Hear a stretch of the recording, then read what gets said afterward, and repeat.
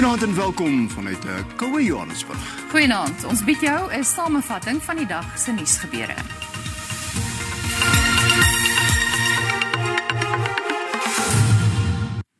Die ekonomiese impak van die voortsleepende oorlog tussen Rusland en Oekraïne en Suid-Afrika se standpunt oor gesprekvolle bemiddeling om die humanitaire krisis af te weer, het president Ramaphosa se vraag- en antwoordsessie in die nasionale vergadering oorheers. Ramaphosa moes ook bont staan oor Eskom se onvermoë om volhoubare elektrisiteit te voorsien, die aanstelling van die land se nuwe nasionale polisiekommissaris, sukkelende staatsinstellings en die hoë werkloosheidssyfer. Ramaphosa se eerste vraag- en antwoordsessie vir die jaar is deur die voortsleepende krisis in Oos-Europa oorheers. The composition of the UN Security Council in particular does not reflect the realities of the prevailing global landscape.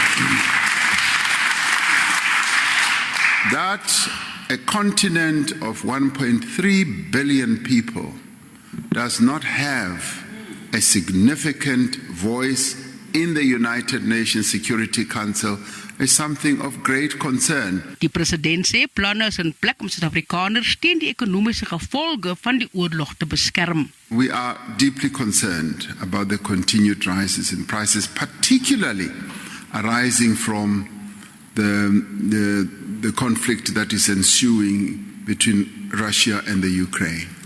Geen parlementêre debat is volledig sonder die land se alomteenwoordige beleerde kragvoorsiener nie. We used to have the cheapest energy in the world, and that is why we were able to set up smelters both in Mozambique and in our own country. It is not the deliberateness or the intention of Eskom to be embarking on load shedding. It is how they manage the system. It is a very complex system, very delicate, that one company holds the energy fortunes of the country in its hands. Ramaphosa moes ook pa staan oor die korrupsie by staatsinstellings, wat die regering se werkskepingsplanne in die wiele ry. The state-owned enterprises are critical drivers of inclusive economic growth and social development in our country. However, the reports released by the Commission of Inquiry into State Capture demonstrate the extent of the repurposing, the damage and the theft caused by state capture. We are therefore working to reposition strategic SOEs to fulfill their vital economic and social mandates. Die president het ook 'n beroep op politieke partyleiers gedoen om die regering te help om mense aan te moedig om ingeënt te word teen COVID-19. Die DA-leier John Steenhuisen het die verlenging van die nasionale ramptoestand deur die ANC-geleide regering beskryf as 'n poging om mag te gryp en verantwoordbaarheid te vermy. Die party sê hy gaan daarom hof toe om die ramptoestand en COVID-19 maatreëls te laat ophef. Volgens Steenhuisen is die enigste maatreël wat moet bly maatskaplike verligting. Na nog 'n maandlange verlenging gaan die nasionale ramptoestand na verwagting op 15 April eindig. Steenhuisen sê die DA is vasbeslote om die regering hof toe te sleep om dit te laat afskaf. Dit is nou reeds 2 jaar sedert die ramptoestand weens die coronaviruspandemie afgekondig is. Steenhuisen sê daar is nie meer 'n behoefte om die inperking te handhaaf nie. Democratic Alliance, as the official opposition, will not allow the state of disaster to just be glibly extended now month after month. We will stop it, and we will stop it in court. We will not allow our democracy to be suspended indefinitely in favor of rule by government decree with no democratic checks or balances. Die DA sê dit is hoog tyd dat die regering werkskepping en die oplewing van die ekonomie prioritiseer. Na 15 jaar het Mbali en Toelae as DA-lid bedank en ook uit haar pos in die provinsiale wetgewer in KwaZulu-Natal getree. Sy gaan nou 'n blaaskans neem van formele politiek. Die 33-jarige Toelae het die party se leierskapstryd in 2020 teen John Steenhuisen verloor. Sy is lof toegeswaai vir die groei in die party se landelike steunbasis in KwaZulu-Natal van net meer as 12 tot byna 14%.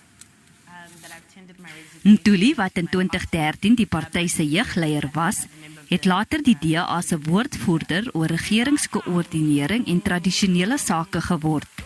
Ntuli sê sy het die party uit vrye wil verlaat en is nie uitgestoot nie. I've done my bit for the DA. I'm incredibly proud of the work that I've done there.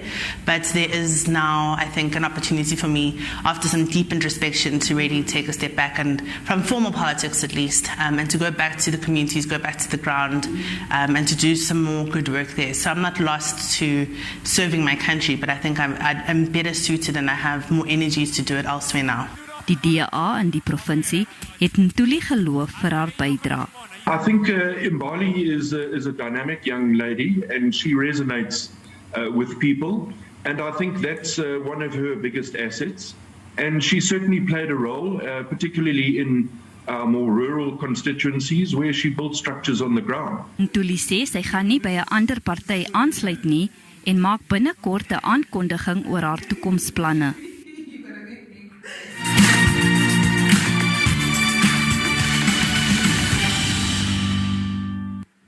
In Edenvale in die ooste van Johannesburg het die polisie 4 verdagtes doodgeskiet kort nadat hulle 'n kleerwinkel in die Stone Ridge winkelsentrum beroof het. Nog 'n verdagte is onder polisiebewaking in die hospitaal terwyl 'n 6de verdagte in aanhouding is. 3 vuurwapens waarvan die reeksnommers afgeskuur is op die toneel gevind. Gesteelde goedere soos tekkies en selfone is ook teruggevind. Die Suid-Afrikaanse Studente vakbond het 'n beroep op die UNISA-bestuur gedoen om gesprekke oor 'n loongeskil met die vakbond DA-hoë te bespoedig. Studente het hulle misnoë uitgespreek nadat alle gradeplegtighede uitgestel is. Gesprekke tussen die bestuur en DA-hoë het gister op 'n dooiepunt uitgeloop. Werkers het hulle staking hervat en op verskeie UNISA-kampusse landwyd saamgetrek om oor salarisverhogings te betoog. 4 studente van die Sentrale Universiteit vir Tegnologie in die Vrystaat is vir openbare geweld in hegtenis geneem. Hulle word daarvan aangekla dat hulle die hoofingang van die Bloemfonteinse kampus met brandende voorwerpe versper het. Die protesgangers is ongelukkig omdat NSFAS toelae vir etes, verblyf en studiemateriaal na bewering nie uitbetaal is nie. Die universiteit sê hy werk onverpoost om te verseker dat die studente wat kwalifiseer hulle toelae kry.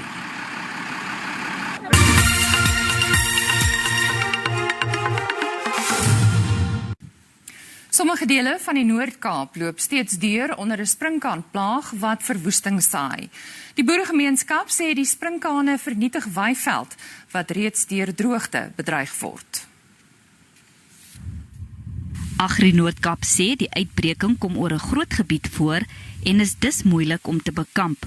Die eerste 2 uitbrake in Vla is redelik goed beheer, maar hierdie derde een is net enorm groot. Die sprinkaan-swerms is enorm dig en groot en is geweldig uitdagend vir die departement om hierdie sprinkaan onder beheer te kry. Die landbougemeenskap sê dit word al moeiliker om die plaag met beperkte hulpbronne te beveg. Boere langs die Vaal en Oranje rivier vrees dat die sprinkaanplaag vir al die produksie van gewasse sal raak. Baie maatskappye daar buite het begin bydra om hierdie privaat aksie te befonds, waaroor ons geweldig dankbaar is by Agri Suid-Afrika om op hierdie manier ons rampfonds aan te vul en dat ons die departement se hand kan vat om hierdie plaag onder beheer te kry. Die provinsiale departement van landbou sê aansienlike skade is reeds aan oeste aangerig. The department have managed to get the service of 2 helicopters.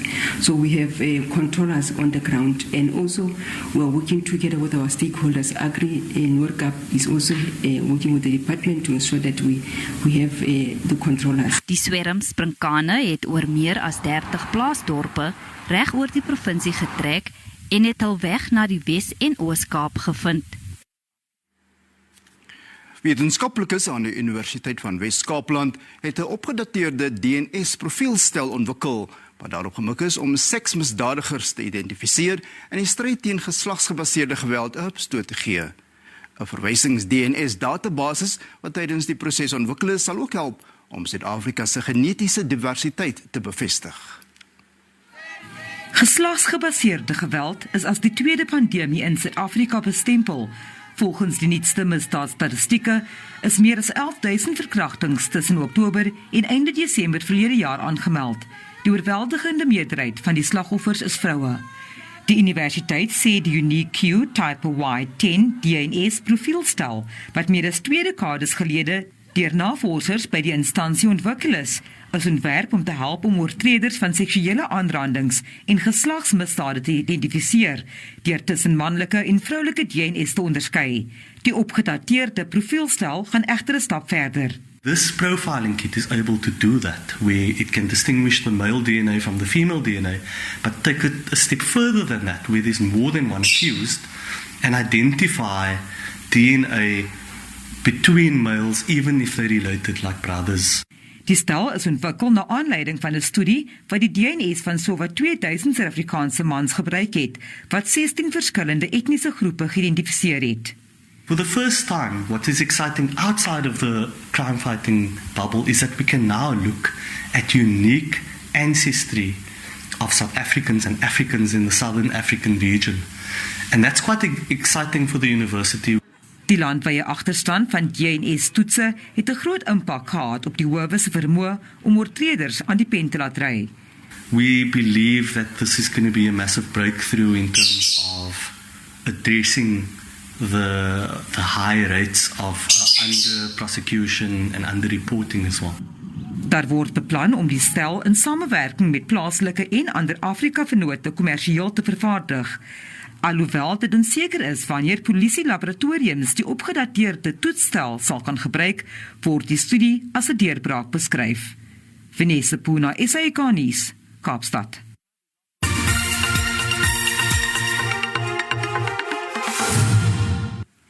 Die Solidariteitsfonds sluit in September bykans 2 jaar nadat dit gestig is as teenwig vir die ekonomiese gevolge van COVID-19. Die fonds het tot dusver 3,8 miljard rand ingesamel, waarvan 3,3 miljard uitbetaal is. Die Solidariteitsfonds gaan voortaan ophou insamel en geen verdere versoeke aanvaar vir befondsing nie. 'n Kantoor is opgestel om die afsluiting van die fonds se werksaamhede te behartig. The fund was established with a very specific and limited mandate and was never intended to be a long-term solution, but rather an urgent, interim, impactful, and significant intervention in augmenting government's response to the unfolding crisis. The funds disbursed are made up of 2.3 billion under the health response pillar, 429 million under the humanitarian support pillar, 458 million under the behavior change and communications pillar. Die fonds sal voortbestaan, maar onaktief wees, sodat hy weer gebruik kan word tydens 'n toekomstige nasionale krisis. 'n Minimum van 15 miljoen rand word teruggehou, sodat die fonds gereed is, sou nog 'n noodtoestand opduik. Vervolgens die markaanwysers. Die rand het in die sluiting van die JSE om 5:00 vanmiddag sterker teen die vernaamste geldeenhede verhandel. Die JSE se indeks van alle aandele het hoër gesluit. Die prys van goud was teen die sluiting van die JSE hoër, platinum was laer en die prys van Brent olie hoër. En op die JSE termynmark het die pryse van landbougewasse in Mei gedaal. Witmielies kos R99 per ton minder, koring R190, sonneblom R330 en soja is R167 per ton goedkoper.